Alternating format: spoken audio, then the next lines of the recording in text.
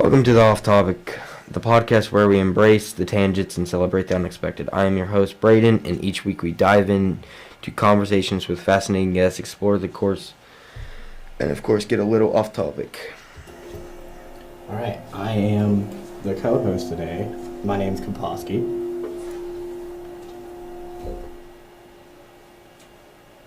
And this is our wonderful guest. Hi, my name is Ms. Costello, and I'm the health science instructor here. We're happy to have you on here. Thank you. I'm excited to be here. All right, we're excited to see where this conversation leads us.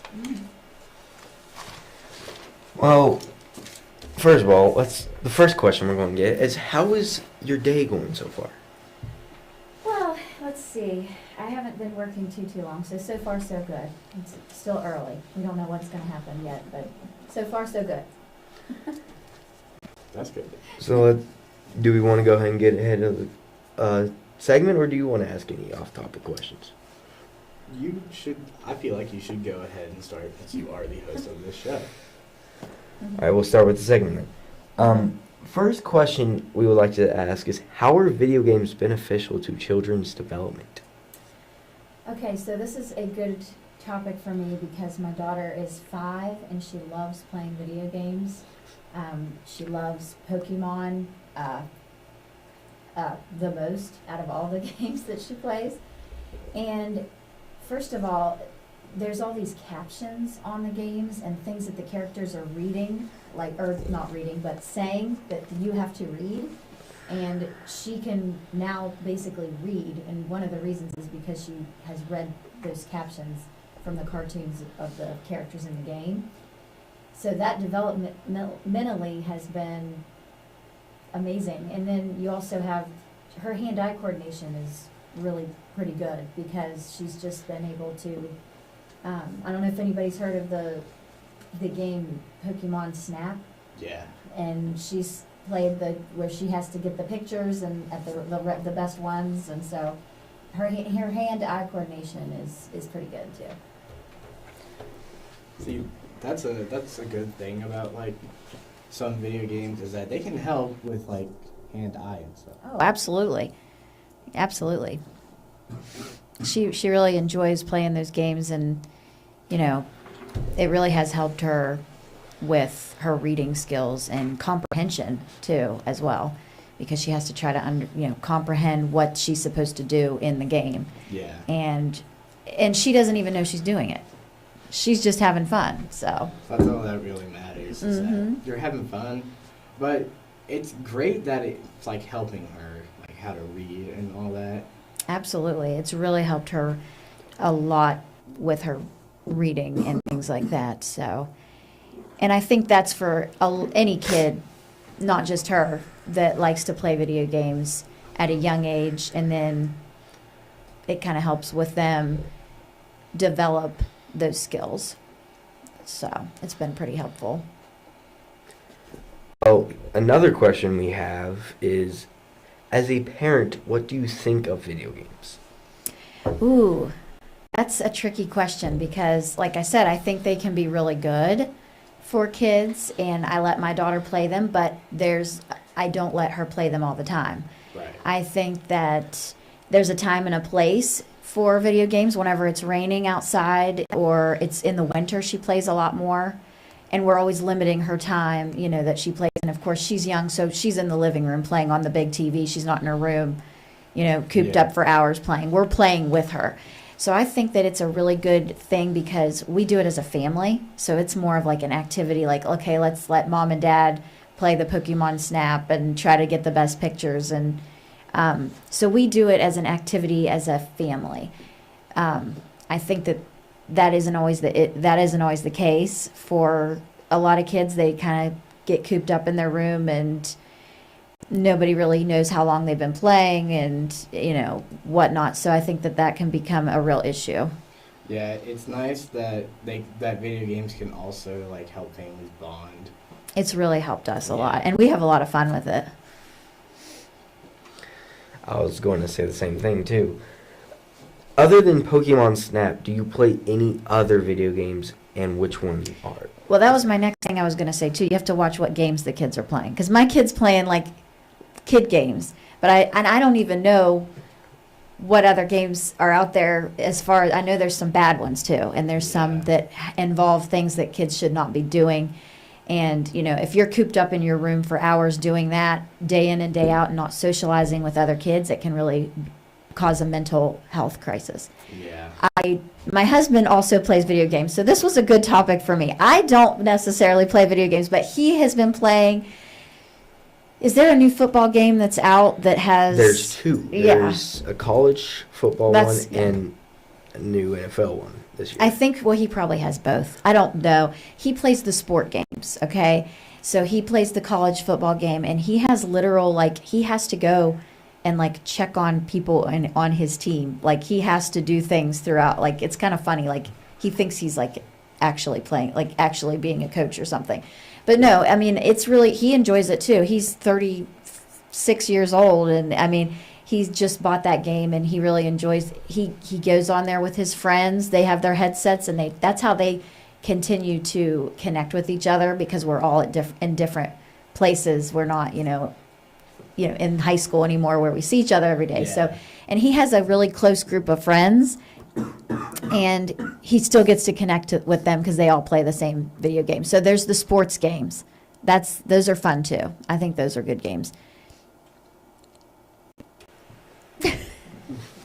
Sorry, I was dying. One more question we have Okay. is, how can the detrimental to the children's development? How can they be detrimental to the children's development? How can it be detrimental to the children's development? Well, we kind of said a little bit, but getting into that more, isolating yourself, just, not socializing, instead of going outside on a sunny day and playing with your neighbors or riding your bike or doing whatever, then a lot of the time they just isolate themselves and they play games that are not good for their mental health. All right, so thank you for joining us today. And that will be all for this segment. So coming up after the break is our second segment with me and Jason. So see you in a minute or two. Depends on the break. All right, thank you. You're welcome.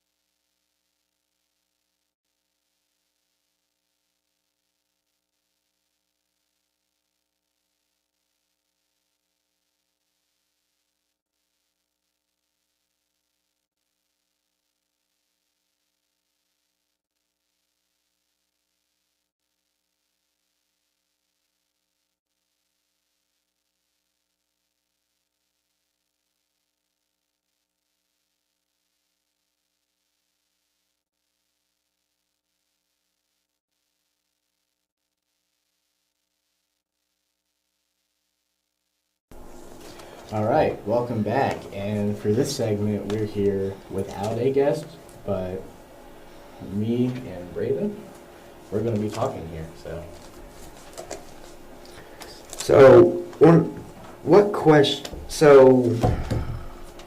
how's broadcasting been going for the past couple of weeks we've had here? Broadcasting's been pretty good. I think it will give me a lot of skills that I could use. Broadcasting does give a lot of skills. It gives you camera skills, radio skills. It can even help you if you have I don't know what the word is, but it's like a fear of public speaking, pretty much. All right, so one of the questions we have for us is, what movie adaptations of video games have you seen, and which one do you like? Okay, so I'm just gonna list off some of my favorite ones. I've seen Resident Evil: Welcome to Raccoon City. I've seen the Angry Birds movie. I've seen the Sonic the Hedgehog movies. But my favorite one has to be the Resident Evil: Welcome to Raccoon City movie. Why is that one your favorite? I like this one the most because it like follows closely to the story of the video games. It actually follows the story to the first two and three games.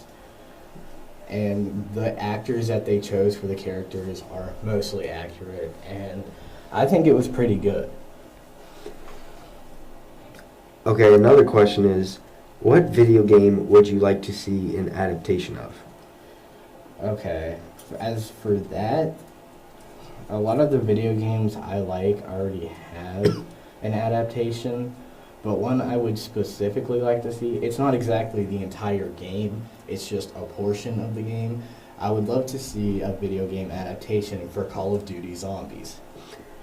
We were talking about that earlier. It would make a fun one because there's so much lore in those games, so much different stuff they can make movies on. That game would be a perfect one to make a movie adaptation.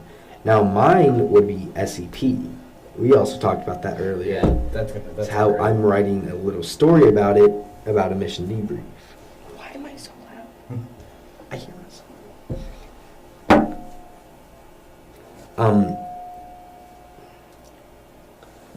One reason I would like the SCP is the lore. The lore is very good with all that, and it would be very fun to see a movie with all the SCPs, Yeah. all the different agencies, and chaos, and the global cult. That's one thing I love about like live action movies. It's like if the CGI is good, like really freaking good, like it's actually there. It's like this is what it would look like if these things were on our Earth. But thankfully they're not. This question is about the same as the first one. What game adaptation of movies have you seen, and which one do you like and why? We just answered this. Of games, like Oh, of movies. Okay, so like movies games turned into of games. Where movies turn into Okay, games. Yes. movies turn into games. Okay, that's kind of like a rare one actually, because I don't think I really. The only really like movie turned into game that I like, it's like a cycle. It went from a TV show up to a movie, and now it's a video game. It's Transformers: Dark of the Moon. My favorite one is Starship Troopers.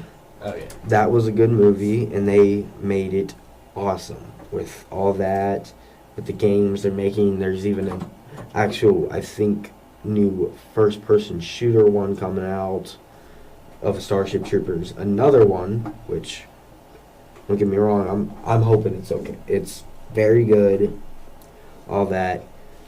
A question from another segment. What would your favorite... Are you excited for any upcoming games? Let's just ask.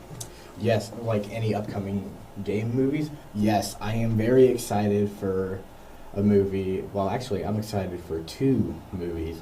The first one I'm excited for is Sonic the Hedgehog 3, which they already have trailers out for it, so we know it's coming out in December. My second movie that I'm really excited for is the Iron Lung movie, And that's by... directed by a famous YouTuber named Markiplier.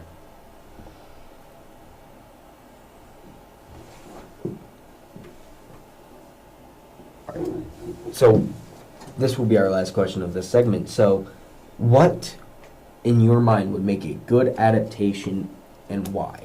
Okay. So, obviously my opinion is going to be different from everyone else's, but a good adaptation is, I know it's great to have it close to the original source, but it would feel weird to kind of just like make it a copy and paste, because that's like, you just paid for the game and then you're paying for the movie, which is literally the same thing, but like, you're like, just in movie format. You can't even play it. But I like when adaptations are very close to the games, but they're different. So that way, when you watch it, it's not like the same as the other one. Which is why I also like the Five Nights at Freddy's movie. That is one of my other favorite video game adaptations, which I did not mention earlier. Well, thank you for that. We'll be back on in segment 3, both of us, with our guest Nathan, where we will get a little off topic.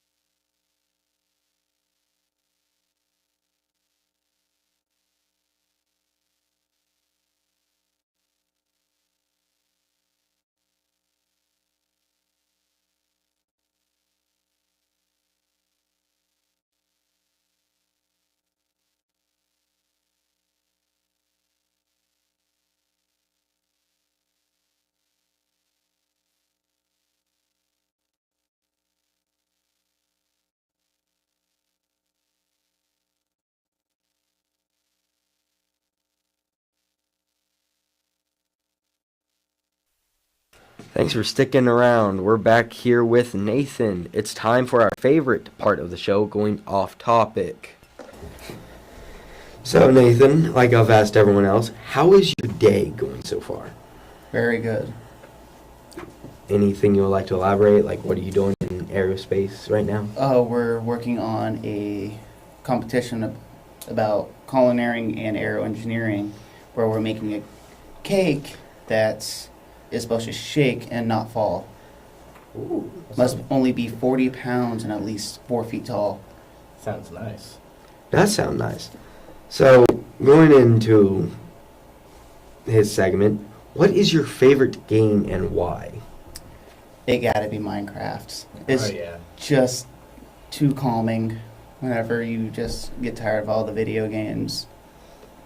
What are some upcoming games you are excited for, and why are you excited for them? The new Sun Wukong game. It's newer, following a story that most people don't know about. That's what we love in like video games, is when we have fresh new stories that aren't like. And I think they're also putting twist on it as well from the actual stories. That's nice. Okay, so I would like to ask you, what do you look for in a video game? At least if I play it, have fun, don't get too mad over it. It's good quality to have for a game. What is something you wish parents understood about video games? My parents understand them pretty much because they played it more than I have. But understanding that you can get mad at the game, that's all you need to realize. One thing I think is very something that parents should understand is online games. Like, it's online. I get you want us to do chores, but we're playing an online game and we can't pause it. Yeah. It's very hard to pause an online game. My dad was top 1,200 in Call of Duty at one point, so he knows about that. Same with my parents. They know about online games because my dad plays with me as well. And what are some of the biggest names in video games right now? Biggest names? You mean like companies? Yeah, we'll go with companies. All I really know is just face punching Microsoft. I don't really I don't go for certain uh, companies' games. I just play what I want. I do know that, like, which ones did you just mention? Face Punch and Microsoft. Okay. I know some other big companies that we have right now. Mojang is definitely a big company because they're, like, behind Minecraft right now. And they just bought Activision. They just bought Activision too. Oh, that's going to be a... Technically, Microsoft did. Microsoft owns both Mojang Yeah, and Activision. That's why I now. said Microsoft. Which, when I saw that happen, I'm like, let's hope it will fix Call of Duty and get rid of some of the greed, because they went from having very good games, being in their prime and everything, to only caring about money and not caring about what the fans have to say. And they've lost so many fans. Sony's a big name too. Yeah. Sony is a very big name. One sad thing they did to ruin a little experience for a lot of players is making you sign in with with a Sony account when you're playing on PC and on Helldivers. Because, like, A lot of people just didn't do it at that point. yeah, because in the agreement you said you didn't have to sign in, and then later you sign in. So, what do you choose? Why do you choose to play video games? It's what I do whenever I get bored of everything else. I'm so used to going outside and doing stuff that it just gets boring, and I can't watch my laptop all the time and play on that, so I just get on my system and start playing. We played a couple games before, which they were really fun. Helldivers. Helldivers was one of them. That's a great game. I like that. It is. I haven't played it in a while.